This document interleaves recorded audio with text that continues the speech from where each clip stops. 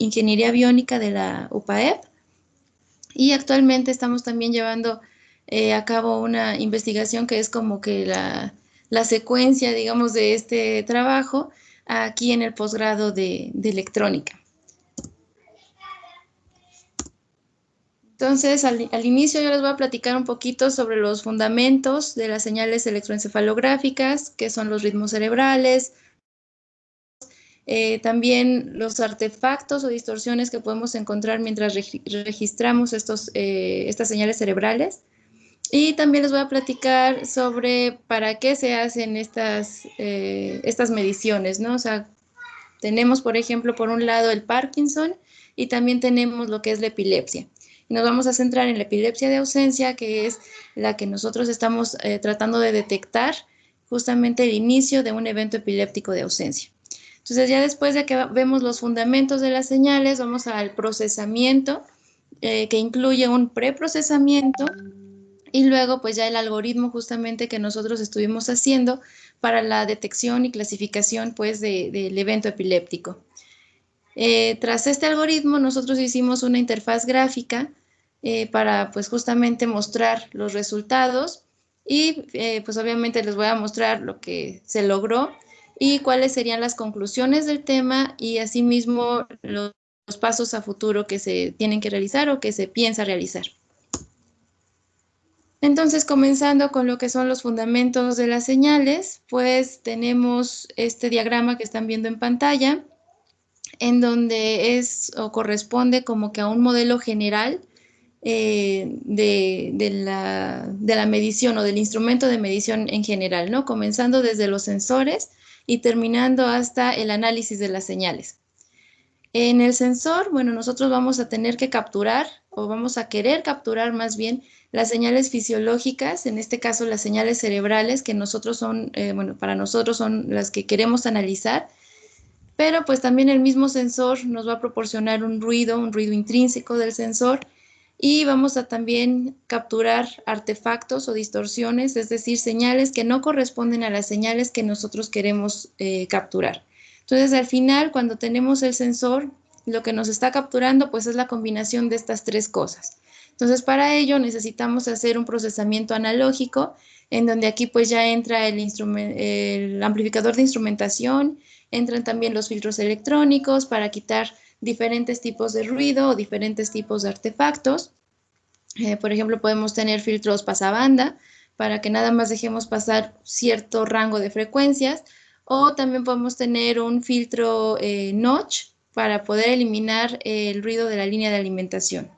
Entonces, una vez que ya tenemos ese procesamiento analógico, pues ya podemos hacer la conversión analógico-digital para que podamos hacer un procesamiento digital de las señales. O sea, ya con esto, pues ya vemos las señales en la computadora, podemos hacer algún tratamiento extra, además del previo que ya se hizo analógicamente, y entonces poder analizar todavía más las señales.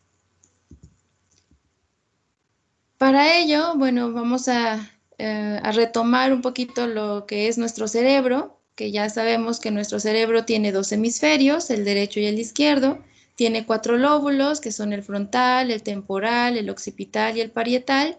Y en cada uno de estos lóbulos se van a producir diferentes señales que se van a llamar señales cerebrales, ritmos cerebrales o señales espontáneas.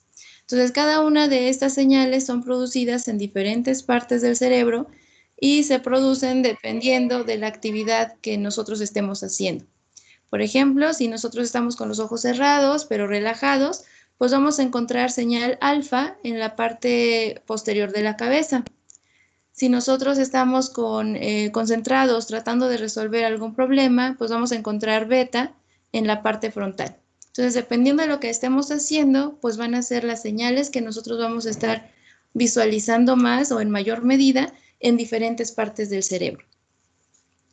Cada una de estos ritmos, pues tiene diferentes rangos de frecuencia.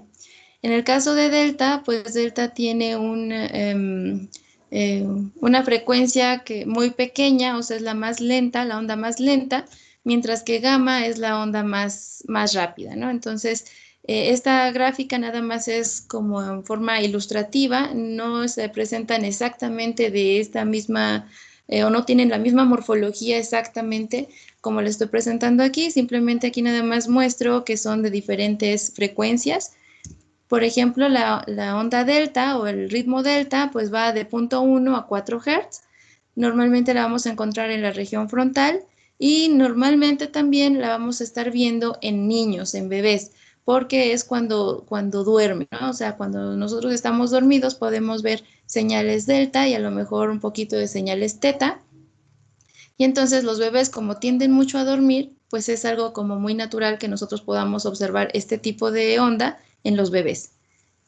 Tenemos la onda teta que va de 4 a 7 Hz y esta onda pues nos va a indicar si existe algún problema en la motricidad o si existe algún problema, por ejemplo, de Parkinson.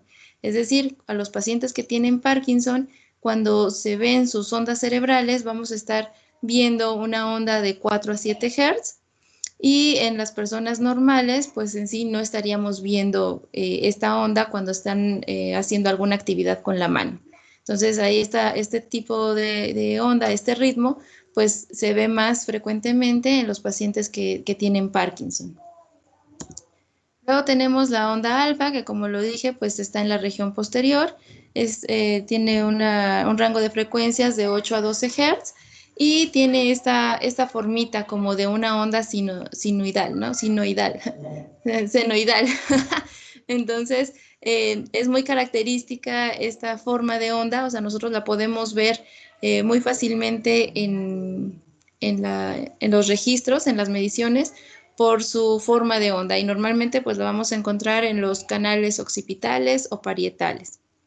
Luego tenemos la onda beta que va de 12 a 30 Hz, la podemos ver en la parte frontal como ya les había mencionado antes, tiene una amplitud más pequeña que la onda alfa, pero pues se va a ver mientras más concentrados estemos, por ejemplo, ¿no? En resolver algún problema matemático. Y finalmente la onda más rápida pues es la onda gamma, que va de 30 a 100 Hz y se va a localizar en la corteza somatosensorial. Entonces, todas estas señales pues se pueden estar registrando a través de diferentes sistemas, pero también pues vamos a tener los artefactos, ¿no? Que son las distorsiones. ¿Y qué son? Pues son secuencias que tienen amplitud y forma diferentes a las señales que no están contaminadas. Podemos tener dos tipos de estos artefactos, que son los fisiológicos, que son, por ejemplo, cuando estamos moviendo los ojos, cuando estamos parpadeando o los movemos en una forma vertical u horizontal. También los movimientos musculares o los latidos cardíacos. O sea, a pesar de que estas son señales de nuestro mismo cuerpo, pues se consideran como distorsiones cuando estamos hablando de mediciones electroencefalográficas, porque en realidad, pues, son señales que no corresponden al cerebro, ¿no? O sea, vienen desde otras fuentes. Entonces, eso no nos interesa saber. Entonces, tenemos que aplicar técnicas de filtrado. El otro tipo de artefacto, pues, es el técnico, que es, por ejemplo, de la línea de alimentación, que es de los 50 o 60 Hz, dependiendo del área geográfica en donde nosotros estemos haciendo la medición. Y también está otro ejemplo, el electrode popping, que es cuando de repente el electrodo pues, se desconecta del cuero cabelludo.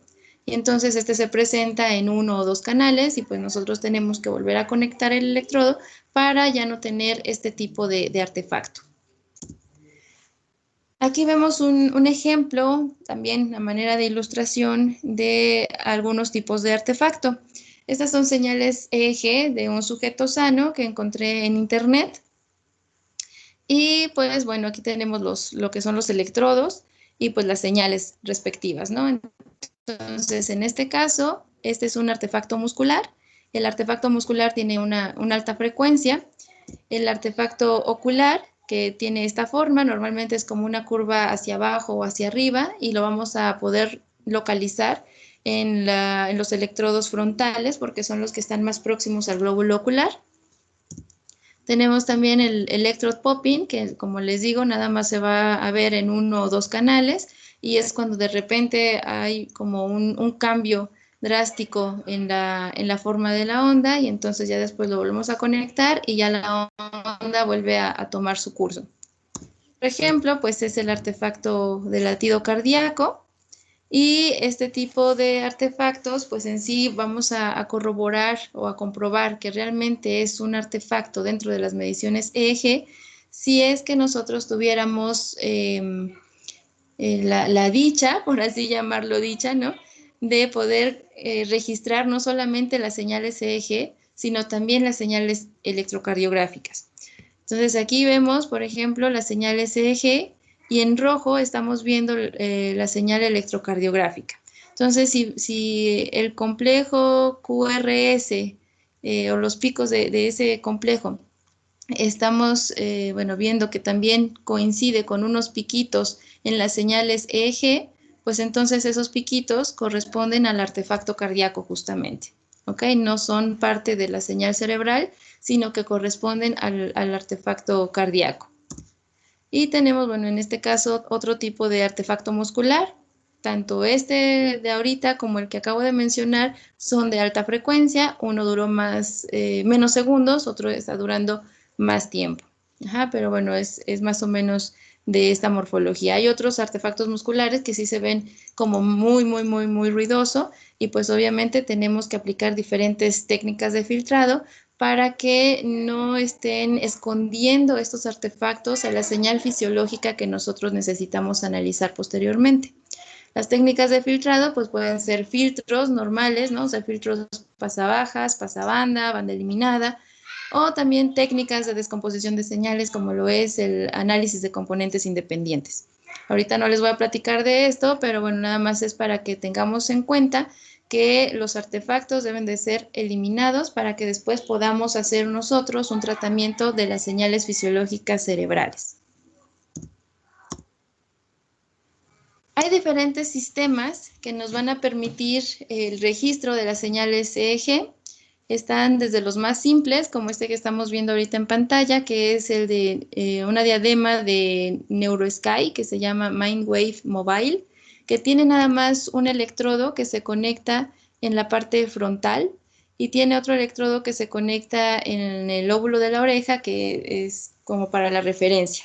Entonces, con este, pues vamos a poder ver los niveles de atención y de meditación de los sujetos que estén usándolo. Podemos también hacer un poco de Brain-Computer Interface, de juegos, o sea, podemos jugar con algunas cosas aquí, algunas aplicaciones en la computadora y pues usando nuestro cerebro, ¿no? Está otro que es este, que se llama V-Alert, que cuenta de 6 o 9 electrodos, no recuerdo exactamente cuántos, pero entre 6 y 9. Y pues también, bueno, es para investigación, para el área académica. Y además de tener este sistema, que es el sistema electrónico como tal de la diadema, o bueno, pues de estos electrodos ahí acomodados como con un elástico, pues también tenemos el software, en donde podemos ver las señales en tiempo real, las señales pues como van saliendo, ¿no? Las mediciones, y también podemos ver sus mapas topográficos, también podemos ver la frecuencia, o sea, en qué bandas estamos teniendo diferentes tipos de señales. Y luego también tenemos este que es, creo, muy conocido por la mayoría de los que estamos aquí, que es el Emotiv, que es en este caso Epoch Plus de Emotiv, que tiene 14 canales más 2 de referencia y que bueno, en cualquiera de estos tres casos, pues son usados para investigación, para academia, para Brain Computer Interface, pero no se deben de usar para hacer diagnósticos. O sea, la parte clínica no debe de hacerse con este tipo de dispositivos, solamente para investigación y academia. Los que sí se utilizan para diagnosticar, pues es algo como esto que estamos viendo acá, en donde ya es una gorra que tiene los electrodos ahí puestos, tiene cables, se conectan a la parte electrónica, que ya es el electroencefalógrafo, ¿no? Que contiene todos los amplificadores, filtros, y pues el convertidor analógico digital que les expliqué previamente, y ya podemos ver en la computadora las señales en tiempo real también. Pero aquí sí podemos hacer diagnóstico de las señales. Una cosa también es de que en el caso de los tres primeros, para poder ponernos esos dispositivos, pues no nos lleva más de 10 minutos. entre que lo colocamos y entre que conectamos con la computadora. Mientras que este que es de uso clínico, ahí sí nos vamos a tardar hasta 45 minutos para poderlo poner, o sea, no, ni siquiera para las mediciones, sino nada más para ponernos este sistema, pues más o menos entre 30 y 45 minutos para que todos los electrodos hagan muy buen contacto con el cuero cabelludo. Necesitamos entonces la aplicación de gel conductor y también pues necesitamos ver que todos estos electrodos, porque pueden ser 32, 64 o hasta 128, pues estén conectados, ¿no? En el software nosotros tenemos que ver que realmente haya un buen contacto para que las señales pues nos salgan lo más limpias posibles o vaya que realmente estemos haciendo una buena medición. Y tenemos el complemento de los sistemas EEG, que son los sistemas magnetoencefalográficos. Aquí vemos cómo podemos hacer esa medición, en donde tenemos una silla y de esa silla, pues aquí se sienta el paciente o se acuesta, mete su cabeza en este tubo y aquí dentro del tubo pues están los electrodos, no los electrodos, los sensores más bien. La cabeza de la persona que está siendo estudiada no hace contacto con los sensores, o sea, debe haber una cierta distancia entre cada uno de los sensores con el cuero cabelludo, o sea, no hay contacto y pues está midiendo el campo magnético del cerebro.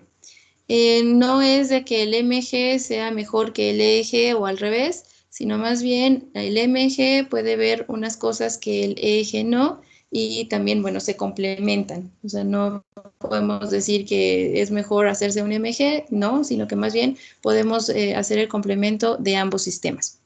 Entonces, bueno, con todos estos sistemas podemos, bueno, especialmente con estas dos cosas que son ya de uso clínico, pues podemos darnos cuenta si la persona tiene sus señales normales o si está sufriendo de alguna anomalía o alguna enfermedad.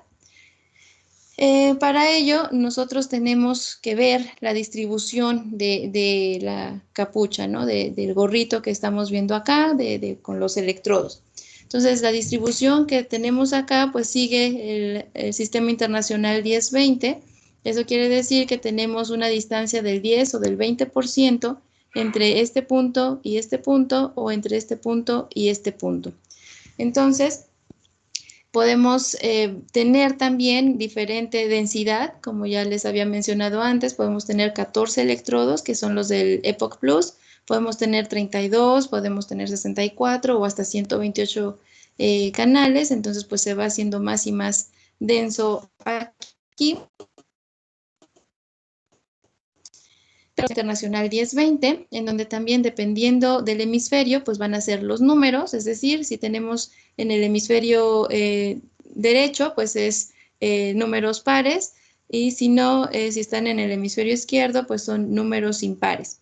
Y también dependiendo de la zona en donde estemos trabajando, pues va a ser diferente letra, por ejemplo, F de frontal, P de parietal o de occipital y así sucesivamente. Entonces, con esto ya nosotros podemos saber en dónde está localizado el electrodo, ¿no? O sea, si ya tenemos la medición como tal en la computadora y vemos que se trata de un F3, pues entonces ya sabemos que es en la parte frontal, en el lado izquierdo. Entonces, todo esto pues nos va a servir, como les digo, para ver qué es lo que está pasando con las señales, si hay anomalías o no. Y una de estas enfermedades que podemos determinar pues es el Parkinson. Como todos sabemos, el Parkinson pues es una enfermedad crónica, progresiva, degenerativa y se da por la pérdida de dopamina. La dopamina pues es una sustancia que nos permite tener un control de movimiento. Cuando hay esta pérdida de dopamina, pues ese control de movimiento se pierde y entonces empieza a haber temblores, empieza a haber también rigidez o lo que se conoce como bradiquinesia, que es cuando no podemos hacer los movimientos rutinarios del cuerpo, ¿no? Y esos son los síntomas del Parkinson. Para aminorar estos síntomas se utiliza medicina como son la levodopa combinada con carbidopa. Sin embargo, si las personas no reaccionan favorablemente a las medicinas de este tipo, pues existe otra terapia que se conoce como Deep Brain Stimulation o DBS, en donde un neuroestimulador que tiene pues un cable, va a tener un electrodo que se conecta adentro, o sea, en el cerebro, es invasivo, y se va a conectar y va a mandar impulsos eléctricos a diferente frecuencia. La frecuencia de estimulación puede ser de 30 a 200 Hz, y va a darlas en la zona del cerebro que controla el movimiento, y entonces va a hacer que los pacientes de Parkinson tratados con esta terapia pues aminoren los síntomas, ¿no? Aminoren el movimiento mismo. Si nosotros vemos las señales EEG de un paciente con Parkinson tratado con DBS, pues es lo que vamos a ver, o sea, lo que tenemos en pantalla es exactamente lo que estaríamos viendo. Prácticamente nada, ¿no? O sea, no podemos determinar qué es lo que está pasando ahí, cuál es la señal electroencefalográfica, cuál es la señal del estimulador y demás. Entonces, bueno, aquí estoy haciendo un zoom a 300 milisegundos y no parece una señal EEG, parece más como una señal electrocardiográfica, ¿no? Entonces, en este caso también necesitaríamos de diferentes técnicas de filtrado y demás para poder ver lo que hay detrás de esto, que bueno, la actividad cerebral está siendo como escondida con todas estas señalitas que estamos viendo. Entonces, si nosotros aplicamos diferentes técnicas de filtrado, pues entonces vamos a poder determinar la evolución de los pacientes con Parkinson tratados con esta terapia. Aquí les muestro un video pequeño de un paciente con Parkinson que es tratado con DBS. Ahí pues estamos viendo que tiene movimientos involuntarios en sus brazos, en sus piernas también. Ahí tiene el estimulador, lo va a prender el doctor. Ahí lo enciende, le pone la frecuencia necesaria para hacer, bueno, para mandar las señales eléctricas al cerebro, y pues ya de repente pues empiezan a minorar los movimientos hasta que se desaparecen. Ahí le preguntan cómo se siente, él contesta, le piden que haga movimientos voluntarios, o sea, ya le dicen, pues mueva los dedos así o así. Y pues esto está muy padre, ¿no? Porque pues esta persona tenía problemas para controlar el movimiento y con esta terapia lo controló.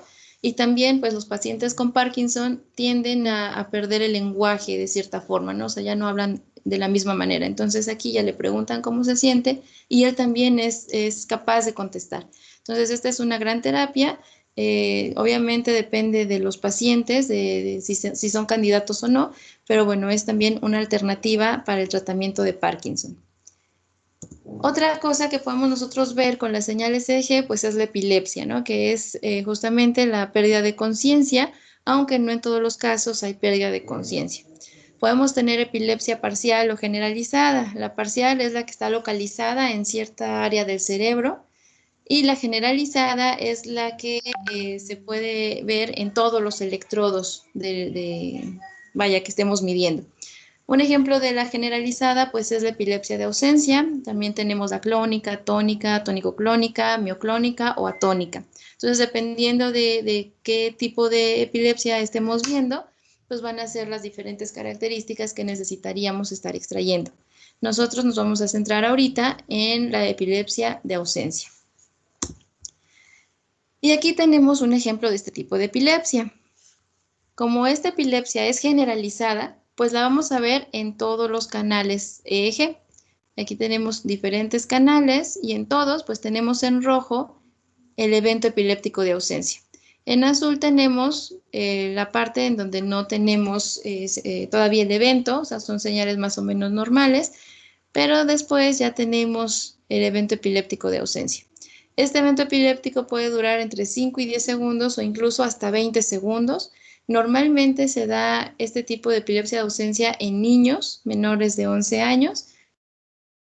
Hay una alteración de conciencia porque los niños se quedan idos, o sea, perdidos de repente, y ya cuando pasa el episodio de ausencia, pues ya continúan con lo que están haciendo. Ajá. Entonces, bueno, tienen esa alteración de conciencia.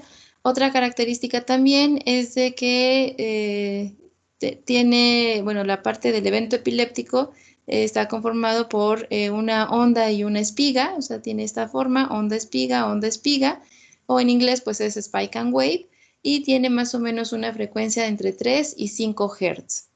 Entonces, estas son algunas de las características que nosotros podemos observar en este tipo de epilepsia. O sea, es como muy fácil de saber que estamos teniendo un episodio de ausencia o que estamos viendo un episodio de ausencia porque es muy notorio el cambio que se da entre las señales normales y el evento epiléptico. Entonces, a partir de ahí, como pues es algo sencillo de visualizar, pues nos dimos a la tarea de poder detectar el inicio de un evento epiléptico de ausencia. Y esto es, bueno, la idea inicial comenzó hace muchos años, porque, bueno, la idea era de que cuando un niñito tuviera un episodio de ausencia, se le pusiera una grabación en donde se le hicieran preguntas como ¿cómo te llamas? ¿Cuántos años tienes? ¿Cuál es tu color favorito? O sea, preguntas que el niño pudiera responder fácilmente.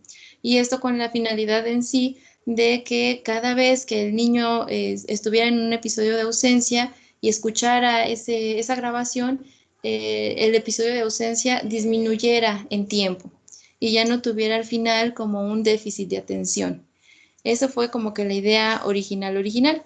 Ya después también nos dimos a la tarea de que podría ser también como una aplicación en el celular para los papás de los niños para decirles, está teniendo un evento epiléptico, ayúdenlo o protéjanlo porque nos ponemos a pensar de que tal vez si en algún momento dado el niño está jugando en la calle o va a cruzar la calle y de repente tiene este episodio de ausencia y no se encuentra ante la supervisión de algún adulto, pues puede ocurrir algún accidente si el niño cruza la calle, tiene este episodio de ausencia y entonces se queda parado a lo mejor a mitad de calle y viene un coche y a lo mejor pudiera atropellarlo, ¿no? Entonces, en ese caso, pues también sería como triste que sucediera algún tipo de accidente de esta magnitud.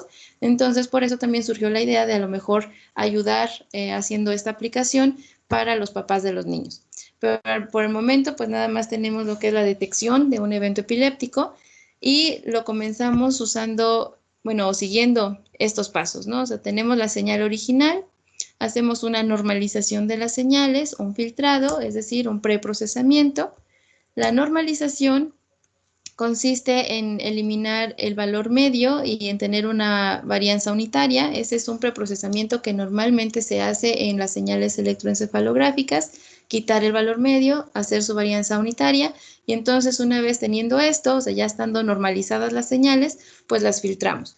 En este caso hicimos un filtro o aplicamos un filtro Butterworth pasabajas con una frecuencia de corte de 20 Hz y un orden de 4. Y entonces, bueno, aquí con este filtro podemos eliminar artefactos que están por encima de los 20 Hz, como los artefactos musculares.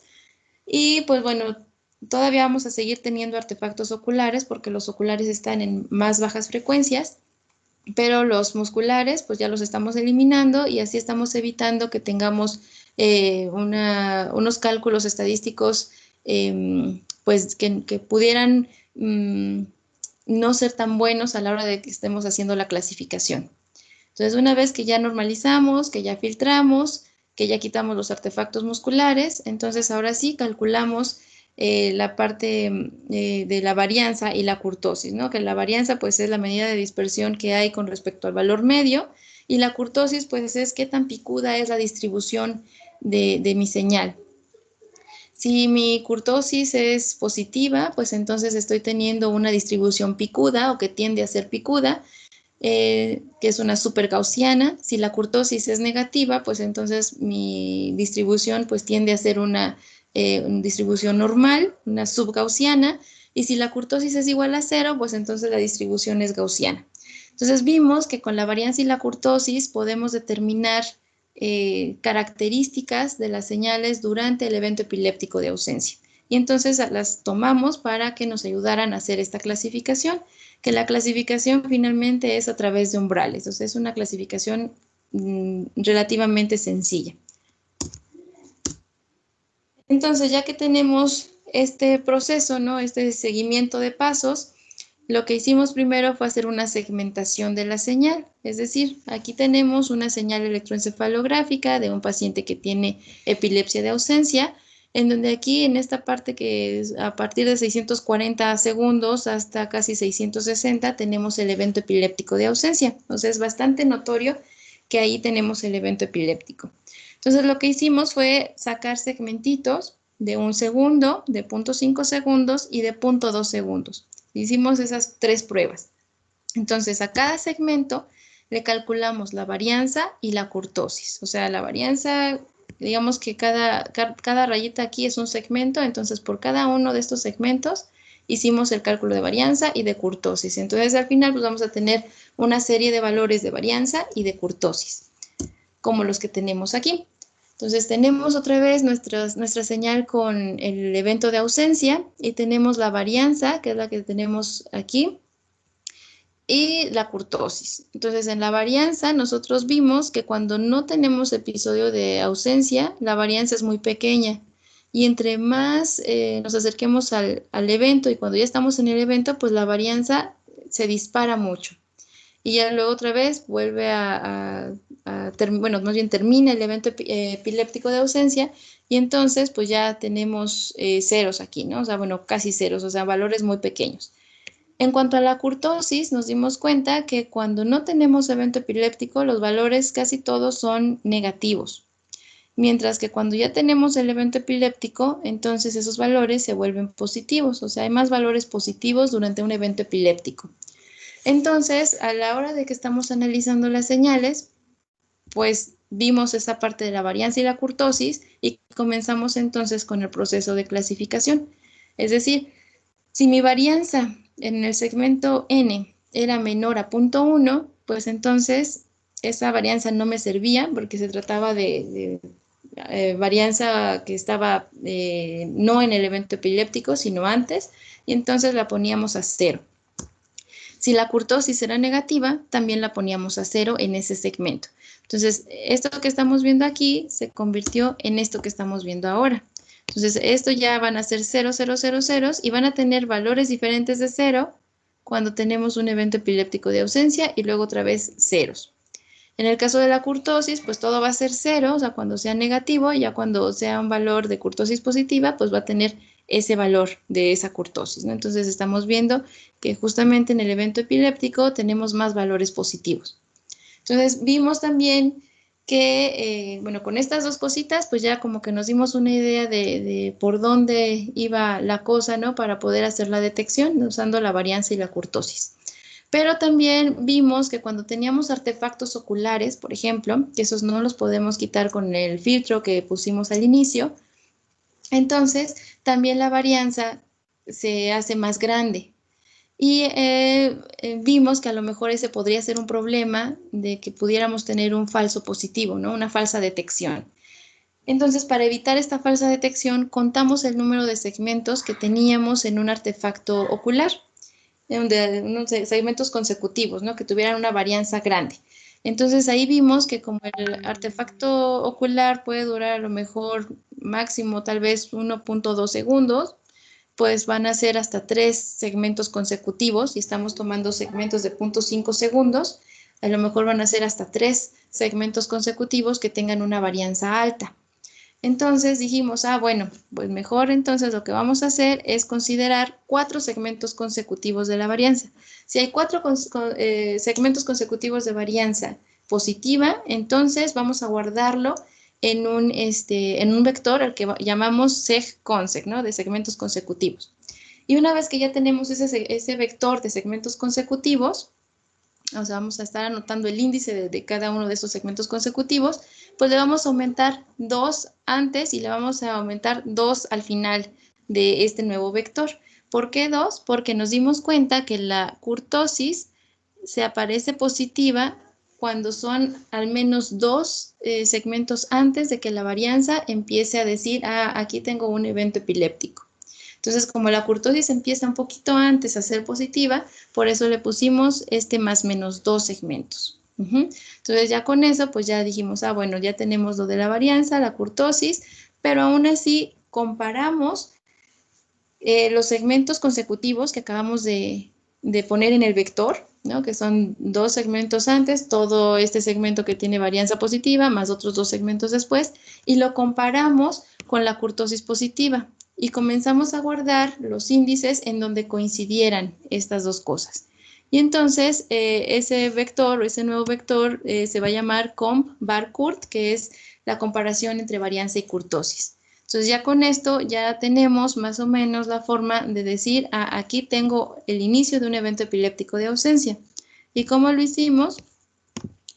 Pues sacando el valor mínimo entre el vector de comparación entre la varianza y la kurtosis y el primer valor del vector de los segmentos consecutivos de la varianza. El mínimo entre esos dos nos va a dar entonces cuando está el inicio del evento epiléptico de ausencia. Entonces, todo esto que acabo de mencionarles, pues lo hicimos a través de una interfaz. Más o menos así quedó la interfaz, donde están aquí las gráficas de las señales, de la señal original, de la normalizada, de la varianza y kurtosis. Se le meten los valores de la data, ¿no? O sea, la frecuencia de muestreo, de dónde a dónde vamos a analizar, se carga la data, se hace la normalización y el filtrado, se pueden actualizar esos valores. Se le pone aquí el número de segundos por segmento a analizar, que como les dije, hicimos de 3 cosas, de 1 segundo, de 0.5 y de 0.2. Y luego ya nos indica el segmento, el índice, vaya en donde está el inicio de la ausencia. Así se ve más o menos, o sea, aquí tenemos la epilepsia de ausencia, acá también, aquí tenemos la varianza, que como ven, pues está como muy grande. Y pues también tenemos lo que es la kurtosis.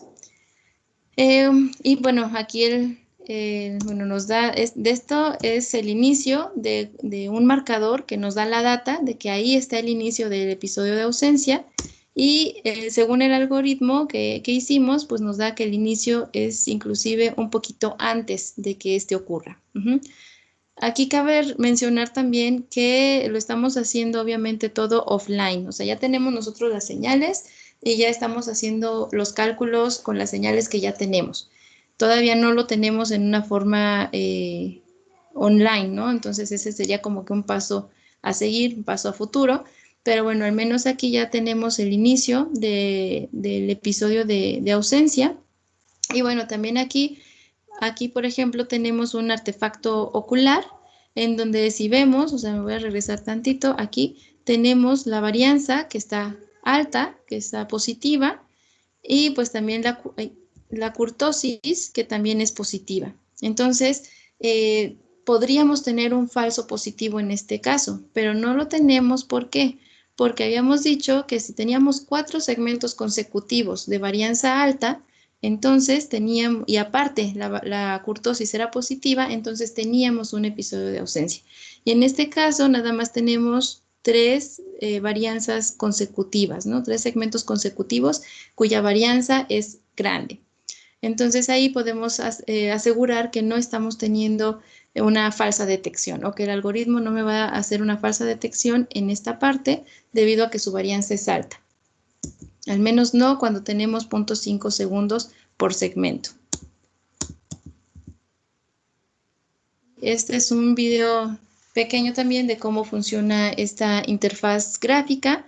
Ahí metemos la frecuencia de muestreo, el inicio del intervalo en puntos, no en segundos, sino en puntos, los números de segundos que vamos a analizar, el canal que nosotros queremos usar para analizar, seleccionamos la data y ahí se muestra lo que es la ausencia, hacemos la normalización. Ahí le metemos cuántos segundos por segmento, en este caso fue de 0.5, calculamos la varianza y vemos que pues la varianza está grande cuando estamos con la ausencia, y tenemos también la kurtosis que se hace positiva, o sea, está positiva cuando tenemos ese episodio de ausencia. Y pues luego ya vemos el segmento de ausencia, el inicio de dónde vamos a iniciar. Y de acuerdo al algoritmo, pues es en el segmento 2, o sea, 2 segmentos antes de que la varianza comience a ser positiva o un segmento antes de que la kurtosis comience a ser positiva. Ahí le ponemos otro inicio, otro valor de inicio, le damos a actualizar y vemos que en ese rango no tenemos epilepsia de ausencia. Ahí le damos normalizar, está filtrada la señal, se puede ver un poquito más limpia esa señal. Calculamos la varianza y la curtosis. La curtosis no me arroja ningún valor. ¿Por qué? Porque no tengo ningún valor positivo, es decir, no tengo una detección de un episodio de ausencia. Por eso me marca como -1, es decir, no encontró ningún episodio de ausencia. Entonces, todo esto que les acabo de mostrar lo hicimos con 5 datasets con diferente número de ausencias cada uno. En total fueron 22 episodios de ausencia. Y aquí en esta tabla les estoy mostrando con los 3 diferentes segundos por segmento que hicimos pruebas, con punto 2, punto 5 y 1 segundo. Y este es de la data que tenía 7 episodios de ausencia, 7 eventos epilépticos. Y nada más estoy mostrando los últimos 3 para comentarles algo que ocurrió ahí. En el caso, por ejemplo, de 0.2 segundos por segmento, bueno, este es el número de segmento de la varianza, cuando la varianza detectó que ahí estaba el inicio del evento epiléptico. Este es cuando la curtosis detectó que ahí estaba el evento y este es cuando el algoritmo, ya usando las dos cosas, varianza y curtosis, dice que está el inicio del evento epiléptico. Entonces, en este caso, en el evento número 5, pues dice la varianza que en el segmento 51, la curtosis también, que en el segmento 51 está teniendo el evento epiléptico o está empezando, mientras que nuestro algoritmo pues dice que es en el 49. Normalmente va a ser 2 antes que el segmento de la varianza, tanto para punto 2, punto 5 o para un segundo, ¿no? Normalmente aquí, por ejemplo, pues fue igual que la curtosis, pero coincide con la curtosis porque son 2 antes que este segmento de la varianza. Estas dos últimas filas están marcadas con una X porque aquí no hubo detección. Y no hubo detección, ¿por qué? Porque estamos tomando 1 segundo por segmento. Y en estos dos últimos episodios nada más había 3 segundos. O sea, el evento epiléptico de ausencia duró 3 segundos solamente, era muy cortito. Entonces, nada más teníamos 3 segmentos. Entonces, con el algoritmo que estábamos haciendo, pues obviamente no lo podía detectar porque nosotros dijimos que necesitábamos al menos 4 segmentos consecutivos de que la varianza fuera alta y de que coincidiera con el valor de la curtosis. Entonces, aquí nada más teníamos 3 segmentos. Por eso nuestro algoritmo no los pudo detectar.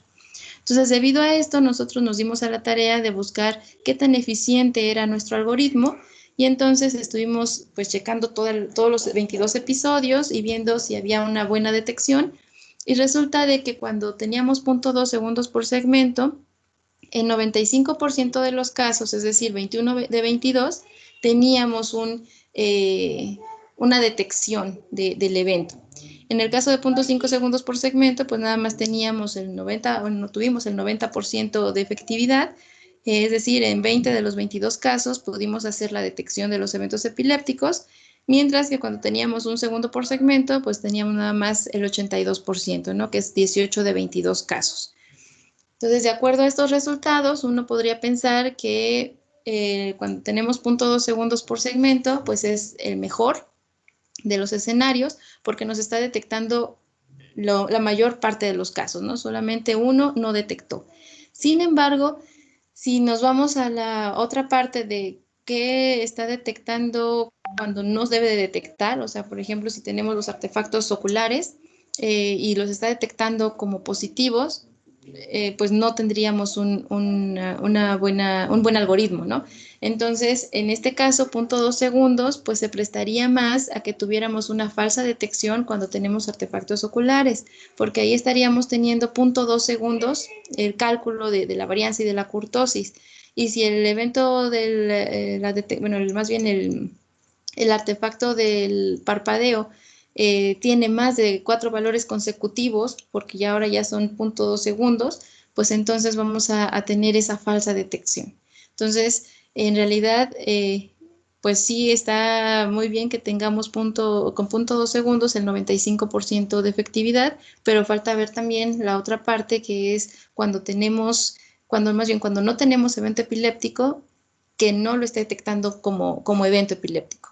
Y creo yo que con este 0.2 segundos por segmento va a haber más detección que con 0.5 segundos por segmento. Entonces, como conclusión, pues presentamos una combinación de varianza y de kurtosis para hacer la detección de los eventos epilépticos de ausencia. Hicimos una interfaz gráfica para visualizar los resultados y pues bueno, es recomendable más que nada usar 0.5 segundos por segmento para determinar el inicio del evento epiléptico de ausencia, al menos usando estas dos cosas, la varianza y la kurtosis. Y ahora como paso a futuro, pues es robustecer el algoritmo. No nada más quedarse con estas características en el tiempo de varianza y kurtosis, sino también ir a la frecuencia. También ver que no haya esa falsa detección con respecto a los artefactos oculares. Entonces sí también hacer alguna aplicación de otra técnica de filtrado para que pues podamos hacer ese algoritmo más robusto, que no nada más esté bien cuando esté detectando, sino que no nos vaya a detectar cuando no esté sucediendo algo. Y pues que todo sea también para el beneficio de los niños, que podamos hacer todo este proceso, todo este algoritmo en tiempo real, no con las señales que ya tengo y voy a hacerlas offline, sino también hacerlas en tiempo real. Y pues seguir, o sea, no quitar el dedo del renglón de poder hacer esa aplicación que sea útil, ya sea para los niños, para los mismos niños, o sea, que tengamos ahí en la aplicación esa grabación que les esté haciendo preguntas, o una aplicación para los papás para que puedan ayudar a sus niños y que pues también les empiecen a estar haciendo preguntas. Y bueno, entonces esto sería todo por mi parte. Ya como les comenté al inicio, estamos haciendo como que el seguimiento de este proyecto aquí en el posgrado y esperemos que sí podamos tener un buen resultado al final, que yo creo que sí, ahí vamos por buen camino, espero. Y bueno, eso sería todo. Les invito a visitar mi página, hago promoción de la página. Ahí hay algunos proyectos que están disponibles si alguien se quiere unir. Digo, yo sé que algunos de ustedes pues están súper ocupados con sus cosas, pero si quieren unirse, también pueden hacerlo, o si conocen a alguien que pueda unirse, pues adelante. Entonces yo les agradezco a todos su atención y también la invitación. Gracias. Muchas gracias, doctora. Su presentación estuvo bastante interesante y tenemos tiempo para algunas preguntas. Si alguien del público tiene alguna pregunta, levante su mano o prenda su micrófono y hágasela a la doctora, por favor.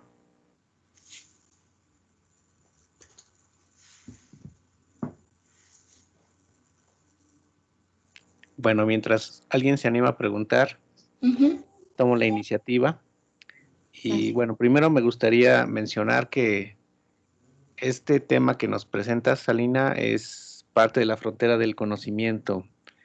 Siento que estamos muy interesados como especie humana en conocer cómo funciona nuestro cerebro y el poder acceder a interpretar las señales, en este caso de la corteza cerebral, pues es un reto tecnológico, ¿no? Así como también es un reto de interpretación, ¿no? Pero bueno, nosotros que estamos en la parte tecnológica, pues como lo mencionaste en tu presentación, ¿no? Te encuentras con muchos problemas desde el ruido, me parece que también eh,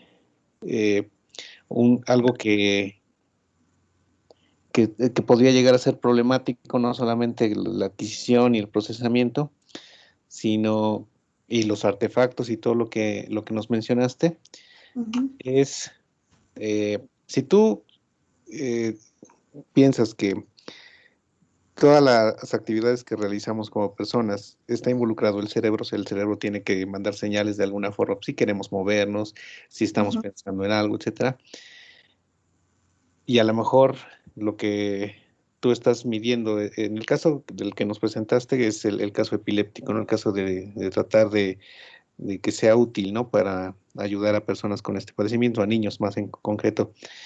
Pero, por ejemplo, nosotros que lo estamos usando para lo de las mediciones de alguien que va conduciendo un vehículo, este, y estás modelando la dinámica, ¿no? Estás viendo, bueno, en función de ciertas variables, cómo se va modificando, se vuelve un reto porque ese modelo dinámico se vuelve un sistema, bueno, un sistema de ecuaciones diferenciales estocásticas. Sí. Ya te abre muchas fronteras, no solamente es el simple hecho de, bueno, ya puedo medir, ya puedo ver señales de la corteza cerebral, sino ahora te permite construir modelos que quizás en tiempos recientes no había sido posible, ¿no? O sea, se podían formular, pero llegar a la parte experimental era muy difícil. Entonces, en ese sentido, mi pregunta es, ¿cómo lo ves? ¿Hacia dónde se está moviendo esto?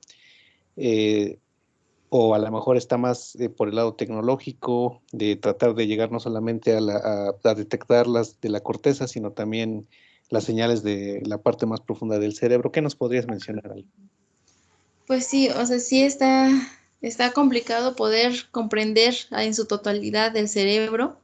Sí existen ya muchas cosas que se pretenden hacer como que en forma más automática todavía. O sea, ahorita aquí lo que presenté pues fue pues más o menos automático, pero ya con las señales, o sea, ya que tenemos las señales, pues, o sea, no en tiempo real.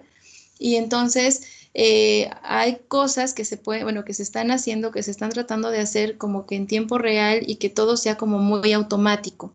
Sin embargo, sí es muy cierto y tener siempre también eso en la cabeza, que no podemos nosotros como que hacer a un lado al médico en este caso, ¿no? Entonces, estamos hablando como en cosas biomédicas, pues no es de que nosotros con nuestros algoritmos o con nuestras cosas vamos a estar haciendo a un lado al médico, más bien vamos a estar ayudándolo a que pueda encontrar de una forma más rápida y más fácil lo que él quiera encontrar. Entonces, por ese lado, pues nada más tener eso, o sea, ese pensamiento en la cabeza de que siempre no, o sea, no vamos a poder hacer algo automático por completo que sirva para todo el mundo, sino que más bien es más o menos saber para quiénes van a servir y que pues también no vamos a estar quitando a los médicos en este caso. Pues están los electrodos, que de hecho también Enrique está haciendo estos electrodos como en forma invasiva, como para poder determinar qué es lo que está pasando con las células neuronales y demás. A mí las cosas invasivas pues no me gustan mucho porque pues, en camisa de 11 varas, ¿no? O sea, no es de que te dejen medir a las personas. O sea, si ahorita aquí con esto estamos batallando para encontrar sujetos de prueba, ahora imagínate estar haciendo cosas invasivas, pues sí va a ser como más complicado todavía, pero sí ya existen cosas que se están haciendo invasivamente. Por ejemplo, está esto de Neuralink, no sé si lo han escuchado, que es que también meten una cosa en el cerebro y pues a través del pensamiento y todo, pues se puede mover un brazo, se puede mover, vaya, una prótesis, se puede mover algo. Entonces, sí, ya se está moviendo también por ese lado, principalmente para las personas amputadas, pero como te digo, a mí no me gusta esa parte invasiva porque es como muy complicado estar, bueno, que te den permiso o que buscar a alguien que quiera y que te den permiso y demás, y bueno, eso ya es como más cosa médica. Pero bueno, si nos vamos al lado de lo no invasivo, que es lo que yo más he estado haciendo, pues también hay muchas cosas que se pueden hacer, o sea, como Brain Computer Interfaces. Hay también, por ejemplo, bueno, no sé si alguna vez han escuchado de que una Brain Computer Interface de una persona que a través de su mente pudo coche de carreras, o sea, en la Fórmula 1, no recuerdo el nombre de esta persona, pero a través de pensamientos pudo correr su coche, ¿no? Yo realmente me daría miedo subirme a un coche, así como que manejado por la mente de alguien que pues, no sé, creo que no sé si estaba cuadraplégico o si estaba, sí creo que sí estaba cuadraplégico, y entonces por eso todo lo hacía con la mente. Entonces, sí hay como que mucho estado del arte en este sentido, pero sí es siempre importante no perder de vista esa parte médica, que no podemos sustituir a los médicos con el algoritmo, más bien es ayudarlos de hacerles más fáciles las cosas, nada más.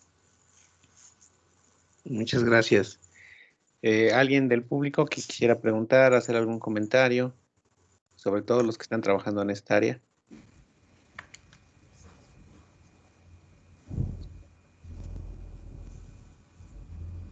No, bueno, yo sí quiero hacer un comentario, soy Montserrat Morín. Adelante, doctora, adelante. Justo de lo que decía la doctora Lina de los modelos que se desarrollan. Bueno, lo que observé es como el puro análisis de señales. En nuestro caso hemos intentado reproducir algunas señales a través de modelos matemáticos y creo que eso sería una ventaja si se le llega, digamos que a dar en el clavo, porque nos evitaríamos todo esto de los sistemas invasivos, ¿no? De hecho, como un trabajo aparte, sí se hizo algo de manera muy sencilla, digamos, con su complejidad, pues, pero relativamente sencilla, que fue lo del trabajo de silla de ruedas dirigida por una señal bioeléctrica, como lo que comentabas del auto, ¿no? Y la Ajá. idea pues es seguirle en esa línea de investigación que yo creo que tiene bastante futuro. Y bueno, por lo Sí, demás la plática estuvo excelente, felicidades. gracias, doctora. Sí, efectivamente, hablando de esto de la silla de ruedas y demás, pues sí es como que no quitar también el dedo del renglón. Digo, también ya hay muchas cosas que siempre, así como cuando hay bastones para los invidentes, que todo el mundo quiere hacer bastones para los invidentes, así también como que se está yendo también la parte de crear sillas de ruedas usando las señales cerebrales. Y ahí sí me gusta como que hacerlo de una forma más sencilla para el usuario. Las que están actualmente usan como que señales de entrenamiento y demás para la Brain Computer Interface y todo eso, y pues eso es lógico que se tiene que estar entrenando, ¿no? A la persona y demás. Pero a mí lo que me gustaría es usar no esas señales, o sea, las señales cerebrales, sino más bien los artefactos, algo que los sujetos puedan hacer con mayor facilidad y que de sujeto a sujeto no esté tan variante como en el caso de las señales cerebrales. Entonces eso es más o menos lo que estuvimos haciendo con esto de la silla de ruedas, estar usando los parpadeos para que cuando parpadeara tantas veces, pues se iba para enfrente de la silla, cuando miraba fijamente a lo mejor se paraba y así, ¿no? Entonces, eso es a lo que como que le estamos tratando de hacer, como que investigar un poquito más acerca de esto para que no sea como que muy difícil para el usuario el ponerse la diadema. Bueno, obviamente no se la va a poder poner él, pero o sea, que esté usando la diadema y que pueda hacer ese movimiento de alguna cosa o que esté controlando alguna cosa, cosas de domótica, por ejemplo, también, pero que sea como que más fácil para el usuario poder hacer uso de este sistema. Entonces sí es no quitar también el dedo del renglón en ese sentido y pues también invitar al público en general si alguien está interesado en el tema, a lo mejor después de su maestría quieran seguir en el doctorado, pues también podríamos seguirle por ahí. Muchas gracias, doctora. Tenemos a E. Ortiz, que tiene levantada su mano. ¿Puedes prender tu micrófono y hacer tu pregunta o tu comentario, por favor? Sí, doctor. Buenas tardes, soy Emanuel Ortiz. Yo tengo, bueno, dos consultas, doctora. La primera va con respecto a, más o menos estuve viendo bien su exposición y comentó que, bueno, se hace un análisis y clasificación de las señales que se obtienen, ¿no? ¿Se ha hecho alguna prueba, por ejemplo, al momento de hacer el análisis, la clasificación y procesar estas señales con algún algoritmo, por ejemplo, de inteligencia artificial con respecto a redes neuronales o alguna capa que aprenda a partir de estas señales previas y ya nos diga cuál sería el inicio del evento? Y mi segunda pregunta sería, más o menos comentó que en un futuro pensaba trabajar esto ya de una manera en tiempo real. Sí. Yo, bueno, estuve en un momento chequeando sobre investigaciones de esta área con FPGA, pero no le vi un poco más allá. Quería saber si más o menos ya tienen pensado de qué manera las podrían trabajar en tiempo real, si realmente la FPGA sería, o qué hardware o qué sistema sería el adecuado, ¿no? para poder pasar esto a un análisis en tiempo real. Gracias, Emanuel. Con respecto a tu primera pregunta, nosotros como tal, como grupo, no hemos hecho pruebas ni con redes neuronales ni con algún otro algoritmo de inteligencia artificial, debido a que, bueno, los estudiantes que hicieron esto eran de licenciatura y pues no tenían todavía los conocimientos suficientes como para hacer una red neuronal, ¿no? O sea, no se ve ni siquiera eso en el temario.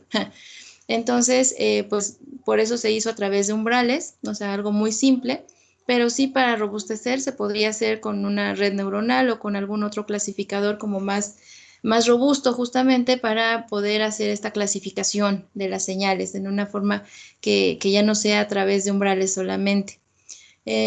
Sí hay algunos otros grupos, yo creo, en el mundo que estén usando inteligencia artificial a la hora de hacer la detección y demás. Nosotros pues estamos empezando desde lo más fácil, pero sí pretendemos a lo mejor con la continuación de este proyecto, pues usar algunos otros algoritmos más robustos.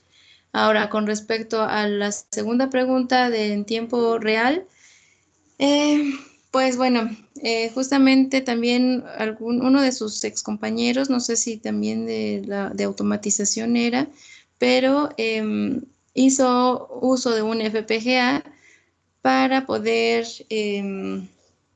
hacer un modelo matemático y poder determinar la fuente, en dónde estaba localizada la fuente, vaya, de algún evento,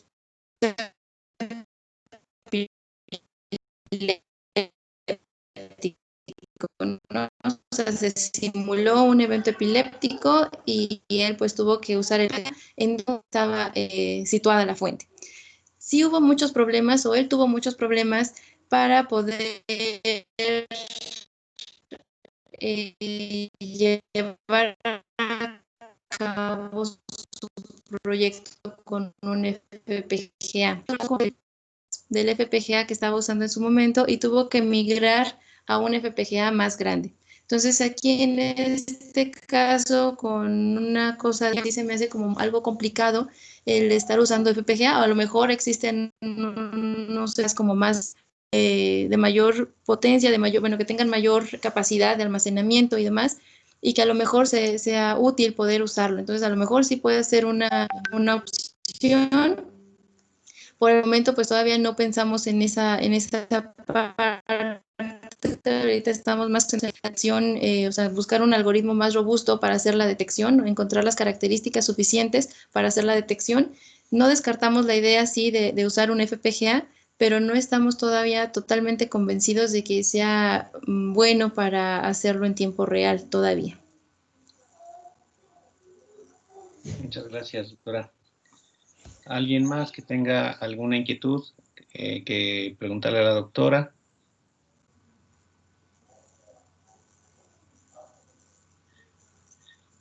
Una última pregunta, Lina.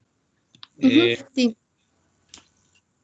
Como nos presentaste en la plática, pues trabajan mucho el procesamiento analógico, bueno, más que nada digital, ¿no? Porque ya lo hacen offline, en el filtrado de las señales. Sí. ¿Por qué no utilizar otro tipo de filtrado como filtrado tipo Kalman? Ajá. Es que sí está muy complicado eso.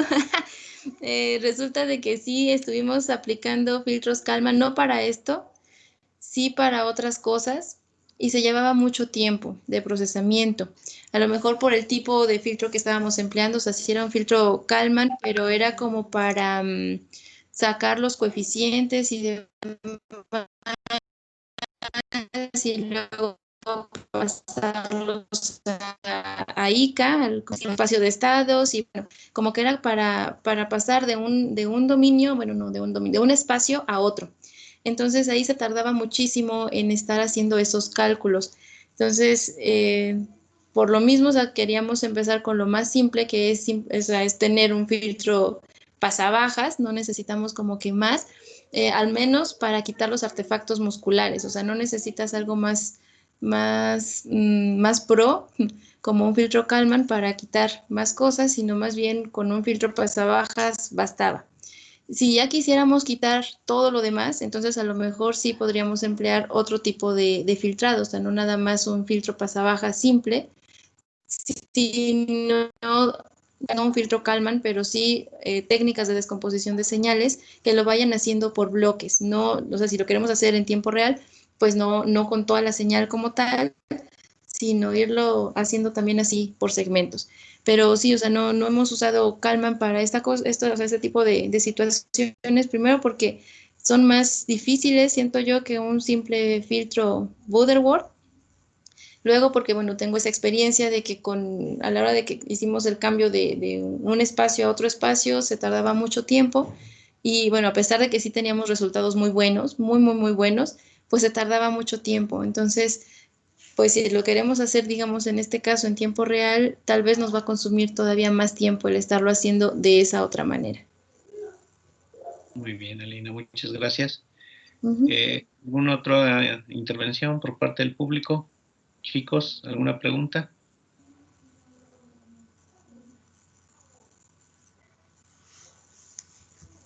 Parece que no. Pues te damos mucho las gracias, Alina, por esta plática que nos acabas de presentar, muy interesante. No es la primera vez que nos haces favor de venir a la facultad y presentarnos parte de las investigaciones que estás haciendo y siempre el resultado es el mismo, ¿no? Siempre quedamos más que complacidos, ¿no? De escuchar lo que tú y tu grupo están haciendo. Están haciendo una investigación que está en la frontera del conocimiento, que aparte es muy noble, ¿no? Porque pues están tratando de ayudar a gente que pues, padece de enfermedades que les quitan calidad de vida. Y bueno, pues por todo esto siempre quedamos con muy buen sabor, ¿no? Por lo que nos vienes a presentar. Entonces, esta ocasión no es la excepción. Te agradecemos mucho por también haber aceptado la invitación nuevamente y en breve te haré llegar un reconocimiento de parte de la facultad. Todavía falta la firma de la directora, por eso no te lo pudimos entregar el día de hoy. De hecho, todavía me falta el de Enrique.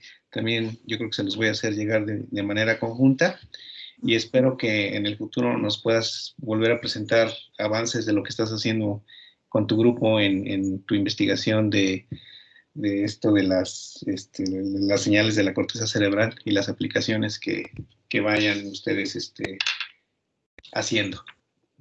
Sí, muchas gracias por la invitación y pues gracias también a todos los que asistieron y que escucharon y que ojalá les sirva un poquito a quienes están haciendo investigación en esta área. Seguro que sí, Alina. Muchas gracias. Y bueno, por último, chicos, en esta ocasión no hubo una liga para el pase de lista porque el pase de lista se puede realizar directamente desde el link de asistentes, entonces ya lo descargué, entonces por esta ocasión, bueno, seguramente en lo sucesivo así va a ser, entonces ya no tienen ustedes que entrar a una liga de forms para poder hacer un pase de lista, ya se hace de manera automática aquí en el Teams. Y bueno, pues nos vemos el próximo viernes para el seminario que toca la próxima semana. En el transcurso de estos días les haremos llegar el póster con la información. Y Alina, nuevamente muchas gracias y esperamos que no sea la última vez que te tengamos por acá. Buenas Sale, tardes a todos. yo con gusto. Muchas gracias. Gracias. Buenas tardes a todos. Hasta luego. Hasta luego. Adiós, buenas tardes. Adiós, doctora. Hasta luego, doctora. Adiós, Luis. Hasta luego.